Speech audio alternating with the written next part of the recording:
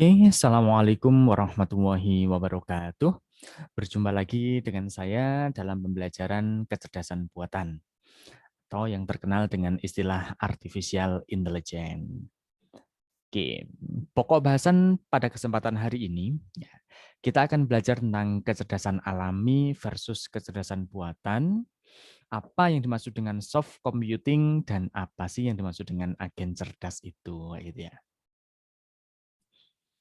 Nah, kita tahu ya bahwa suatu kecerdasan alami itu pasti memiliki kelebihan. Di antaranya pasti bersifat lebih kreatif. Karena apa? Manusia itu memiliki daya nalar yang tinggi untuk meningkatkan kreativitas yang luar biasa. Selain itu, ya, dapat melakukan proses pembelajaran secara langsung. Sementara AI atau kecerdasan buatan harus mendapatkan masukan berupa suatu simbol dan representasi suatu pengetahuan yang lain sehingga baru bisa melakukan suatu proses kegiatan. Selain itu, ya, kecerdasan alami ini memiliki suatu fokus yang sangat luas sebagai referensi dalam pengambilan keputusan, sedangkan kecerdasan buatan itu hanya fokusnya sempit. Karena apa? Butuh suatu pengetahuan-pengetahuan yang dapat digunakan dalam mengambil suatu kesimpulan. Nah, sedangkan kelebihan dari kecerdasan buatan tersendiri ya, itu bisa lebih permanen. Kita tahu ya, kalau suatu mesin itu memiliki daya lelahnya ya, mungkin lebih lama dibandingkan manusia ya. Manusia berpikir sedikit, bekerja sedikit, capek. Kalau capek, maka proses dalam mengerjakannya pun pasti juga akan mengalami penurunan. Karena apa? Nutrisinya juga akan menurun. Selain itu, menawarkan kemudahan duplikasi dan penyebaran, dan dapat mengeksekusi tugas tertentu lebih cepat daripada manusia. Karena apa? Sudah ada pengalaman yang tersimpan atau ada database-nya. Selain itu, dapat menjalankan tugas tertentu lebih baik dari banyak atau kebanyakan orang. Artinya apa? Bisa lebih konsisten. Karena apa? Kalau kecerdasan buatan biasanya dalam mengerjakannya lebih konsisten dan lebih tepat, ya, dan sesuai. Karena apa? Tidak punya unsur capek, tidak punya unsur ngantuk atau yang lainnya, kecuali mesinnya rusak loh ya. Kalau rusak sudah berbeda kasus. Ya. Lebih murah daripada kecerdasan alami. Karena apa? Kalau kecerdasan alami pasti butuh tenaga dan yang lebih banyak lagi. Konsisten dan menyeluruh dan dapat didokumentasikan secara baik. Apalagi sekarang media untuk dokumentasi sangat banyak sekali. Ada rekam, foto, dan yang lainnya. Sangat luar biasa. Sedangkan apa yang dimaksud dengan soft computing-nya? Soft computing itu adalah suatu koleksi metodologi yang bertujuan untuk mengeksploitasi dengan adanya toleransi ketidakpastian, ketidaktepatan, dan adanya suatu kebenaran yang sifatnya parsial, sehingga dapat diselesaikan dengan mudah dan optimal. Nah, beberapa unsur dalam soft computing itu biasanya sistem fuzzy, jaringan saraf tiruan, probabilistik ya atau peluang, dan sistem optimasi atau evolutionary. Itu adalah beberapa unsur yang biasanya memakai kaidah soft computing. Nah, sedangkan karakteristik dari soft computing sendiri ya, soft computing itu memerlukan keahlian manusia. If then, jika maka. Kita tahu ya, jika maka itu merupakan logika yang paling mudah ya. Mengandung unsur model komputasi. Menggunakan komputasi numerik atau teknik pendekatan. Nah, kalau kita berbicara numerik itu adalah suatu pendekatan ya, karena kita sifatnya tidak analitik. Merupakan teknik optimasi baru, mempunyai toleransi kegagalan. Itu adalah beberapa karakteristik yang dimiliki oleh soft computing. Apakah hanya 5 saja? Tidak. Ya, mungkin ya masih banyak lagi berdasarkan dari referensi-referensi yang lain. Nah, selanjutnya kita akan berbicara tentang apa sih yang dimaksud dengan agen cerdas gitu ya. Nah, agen itu apa?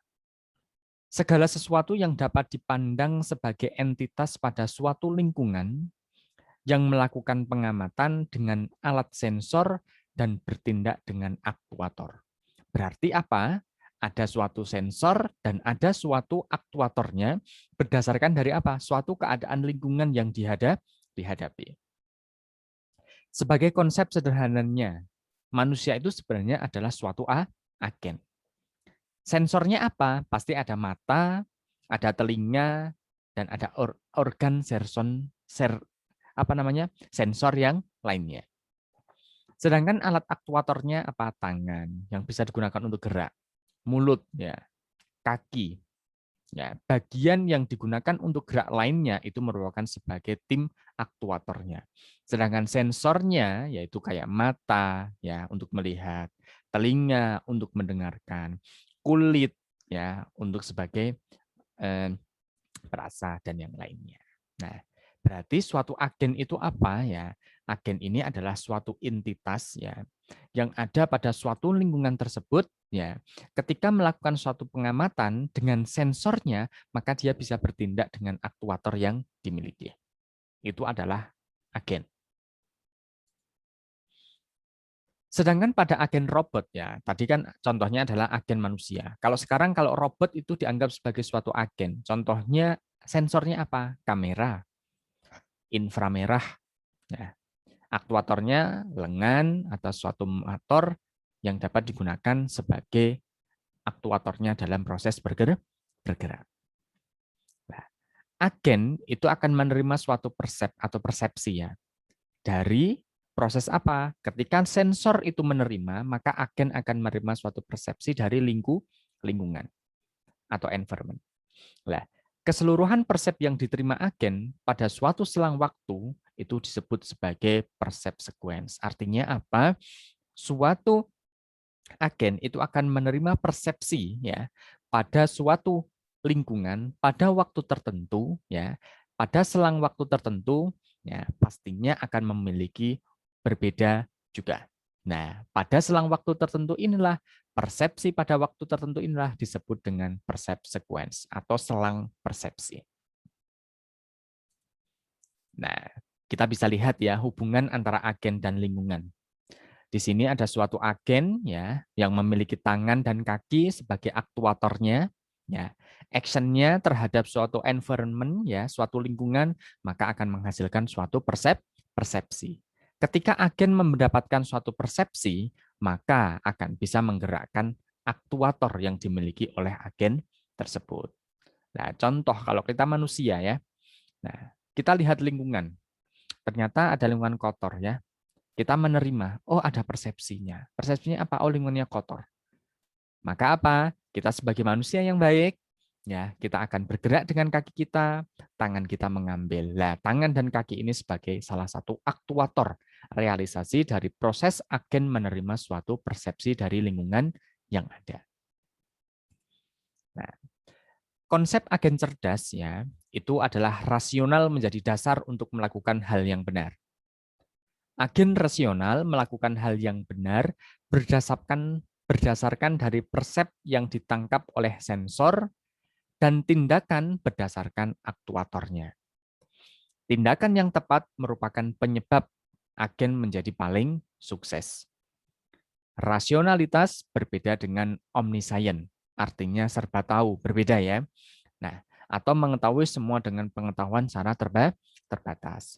Artinya kalau rasional ini artinya bahwa kita tahu kecerdasan buatan itu harapannya apa? Ya, think rationally. Artinya apa? Berpikir ya seperti manusia. Artinya kita harus berdasarkan dari persepsi layaknya manusia mendapatkan suatu persepsi. Selain itu, agen dapat melakukan tindakan dalam rangka mengubah persepsi masa depan untuk mendapatkan suatu informasi yang berguna di masa sekarang maupun ya di masa yang mendatang. Artinya apa? Agen ini dapat melakukan suatu eksplorasi untuk mendapatkan suatu informasi atau data sehingga akan menjadi database kita ya, database bagi agen tersebut untuk melakukan suatu tindakan. Sebuah agen dikatakan otonom jika perilaku ditentukan oleh pengalaman sendiri. Artinya mampu ya beradaptasi dengan baik. Pada pengukuran kinerja, suatu agen cerdas haruslah dapat dinyatakan dalam suatu ukuran kuantitatif ya. Prosentasenya bagaimana? Agar apa? Kita tahu keberhasilannya seberapa dan keberhasilannya sejauh mana yang dapat dilakukan oleh agen tersebut. Sedangkan goal-nya adalah fokus utama yang akan dicapai oleh agen cerdas atau priority dari agen tersebut adalah goal tersebut. Nah, sedangkan konsep perancangan agen cerdas ya. Misalnya dalam perancangan agen cerdas terdapat istilah PEAS ya, PEAS, yaitu performance measurement ya, environment-nya, aktuatornya dan sensornya. Biasanya terkenal dengan istilah PEAS ini ya. Bagaimana PEAS-nya ini ada dan baik? Maka harus bisa didefinisikan terdahulu secara baik ya. Performance dari measure-nya bagaimana? Nah, contohnya kalau gini. Perancangan agen cerdas sebuah sopir taksi otomatis. Artinya ada sopir taksi ya atau ada taksi yang mampu berjalan sendiri tanpa adanya suatu sopir. Artinya apa? Bisa mengemudi secara otomatis. Nah, pastinya performanya bagaimana? Harusnya aman, cepat, legal. Pastinya perjalanannya nyaman dong. Maksimal dalam memperoleh keuntungan. Itu beberapa performanya. Sedangkan environment-nya atau lingkungan yang dihadapi oleh suatu agen itu pastinya akan bertemu dengan keadaan dari jalan raya. Pastinya harus mematuhi lalu lintas yang ada. Pejalan kaki juga ada. Pastinya ada pelanggan atau ada yang lainnya lagi. Aktuatornya ada setirnya, ada pedal, ada gas, ada sinyal, ada klakson, dan yang lainnya. Sedangkan sensornya ada suatu kamera, ada suatu sonar, speedometer, GPS, sensor mesir, dan keyboard. Nah, dari keempat ya, memiliki P-nya ada, E-nya ada, A-nya ada, S-nya juga ada. Nah, untuk pendefinisian dari PEAS-nya ini ya, PEAS-nya ini berdasarkan dari ya kebutuhan suatu agen tersebut. Siapa yang bisa mendefinisikan? Tergantung dari manusia yang akan menyelesaikan suatu permasalahannya. Nah, contoh yang lain, misalkan ada suatu tenaga medis ya, diagnosa medis ya, performanya bagaimana? Pasien harusnya sehat, meminimumkan biaya. Ya, pastinya nggak ada tuntutan hukum dong. Karena apa? Kalau ada tuntutan hukum ya berarti ya harus legal atau yang lainnya.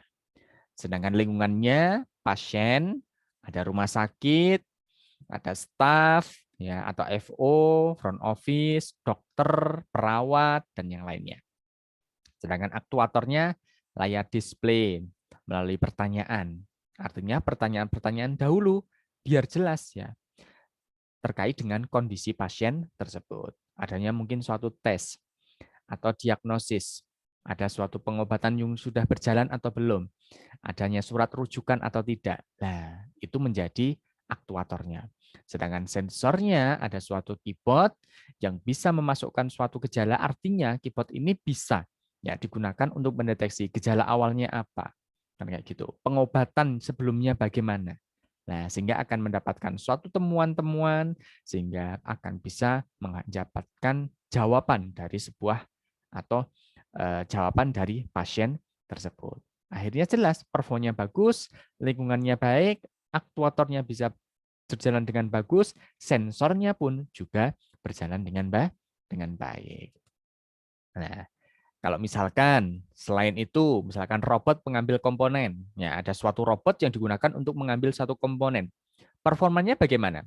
Harusnya persentase bagian yang masuk ke kotak yang benar banyak dong, lebih besar. Artinya apa?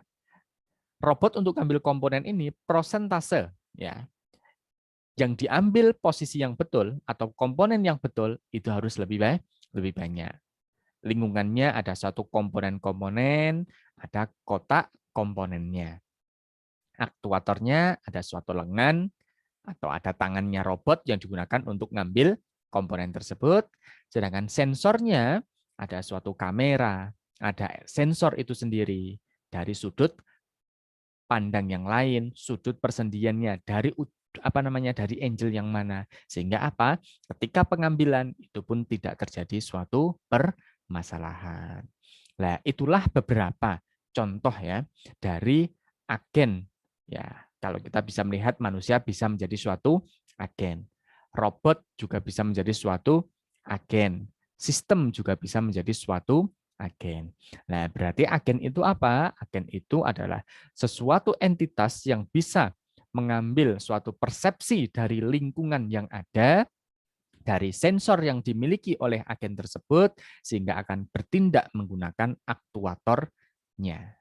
Sehingga apa? Akan menyelesaikan dan dapat mengambil suatu keputusan. Nah, terima kasih. Itu merupakan sedikit ya tentang kecerdasan alami versus kecerdasan buatan dan beberapa definisi dari soft computing dan agen cerdas. Nah, terima kasih. Sampai jumpa di materi selanjutnya atau di pembelajaran kita selanjutnya. Wassalamualaikum warahmatullahi wabarakatuh.